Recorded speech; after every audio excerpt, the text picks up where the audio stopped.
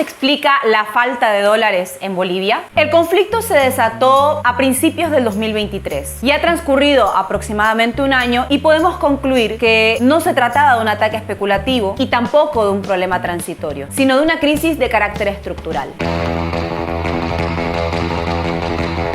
El negacionismo generó mayor incertidumbre, porque en vez de explicar las causas del conflicto y solicitarle a la gente que tome previsiones en torno al pago de alquileres, la compra o venta de un inmueble o un vehículo, se optó por fingir demencia e informar a la gente que se sostenía el tipo de cambio oficial de 6.96 por cada dólar, cuando en el mercado paralelo la gente terminaba comprando cada dólar a 9 bolivianos. Pero también buscaron titulares. El diario Ahora el Pueblo informó: demanda de dólares vuelve a la normalidad y filas desaparecen. Pero la realidad iba en absoluto contrasentido. Con el fin de acabar con las largas filas, el Banco Central implementó un formulario en línea. Y ante el milagro de que le concedan una cita, quien solicitaba los dólares debía informar cuál era el origen de los fondos, para qué los iba a utilizar y además documentar y respaldar la solicitud. Obviamente, al culminar la cita, le negaban la solicitud. Pero volvamos a la pregunta inicial. ¿Cómo se explica la crisis de los dólares en Bolivia? Los bancos, las casas de cambio y otras entidades financieras acceden a dólares principalmente a partir de lo que les emite el Banco Central. Y la segunda fuente es lo que circula en el mercado. A su vez, el Banco Central obtiene dólares gracias a las exportaciones, principalmente aquellas exportaciones estatales que están vinculadas a los minerales y la exportación de gas. En segundo lugar, por las exportaciones privadas, que realizan normalmente sus transacciones en dólares, principalmente por productos como la soya y el oro. Y aquí es donde suceden las cosas. Desde abril del 2022, nuestro país experimenta un déficit comercial energético. Es decir, que en términos económicos importamos más combustibles como gasolina y diésel y exportamos menos gas. El Instituto Nacional de Estadística informó que al finalizar el 2022, nuestro país habría importado en total más de 4.300 millones de dólares en combustibles, el doble de lo que habríamos importado en 2021. Mientras, nuestras exportaciones habían alcanzado un poco más de 3.000 millones de dólares, lo que quiere decir que existiría un déficit diferenciado de más o menos 1.200 millones de dólares entre importaciones y exportaciones. Y si al precio de la importación le añadimos el costo subvencionado para transporte y producción, podemos entender las motivaciones detrás de propuestas como importar crudo en vez de diésel y gasolina de forma exclusiva, o por ejemplo, aumentar el uso de los biocombustibles al 25% como es el caso del etanol. Así se garantiza una subvención sostenible, pero sobre todo también se impulsa la producción. Centrándonos en las exportaciones,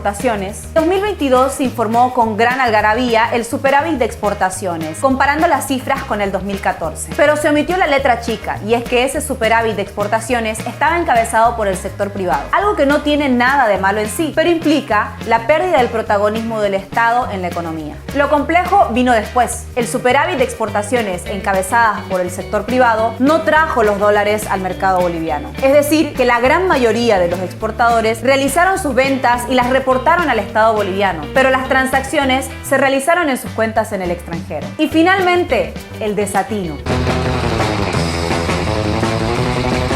El origen de la especulación no es el ciudadano y tampoco quien compró algunos dólares para revenderlos en el mercado negro. La especulación se origina en una falta de política comunicacional que transmita certidumbre y seguridad a las personas. En febrero del 2023, el Banco Central anunció el dólar preferencial para los exportadores, algo con lo que esperaban atraer divisas al mercado boliviano, pero finalmente no funcionó. Lo que en realidad provocó fue la desesperación de la gente, que buscó cuidar sus ahorros ante la incertidumbre. Así, el dólar se convirtió en una mercancía, sometida a la fuerza de la oferta y la demanda. Y finalmente, después de años de un tipo de cambio fijo y estable, nació el dólar paralelo, y el gobierno optó por negarlo, como siempre. En conclusión, subvención sin fuentes alternativas de financiamiento, exportaciones pagadas en cuentas extranjeras y una crisis de confianza fueron la fórmula letal que hicieron que nuestras reservas internacionales pasen de aproximadamente 6.400 millones de dólares en 2019 a apenas 1.700 millones de dólares a finales del 2023. Las medidas asumidas hasta el momento no funcionaron. Los componentes de las reservas internacionales como divisas, derechos especiales de giro y oro fueron mermando y a finales de febrero del 2024, este dato, sumado a la opacidad del Banco Central para brindar información, derivó en un informe que concluía una baja calificación para Bolivia a nivel económico. Esto limita nuestra capacidad de acceso a créditos y al final deriva en un incremento del precio de las importaciones, de bienes de capital, de alimentos, de combustibles, afectando finalmente el bolsillo de los bolivianos.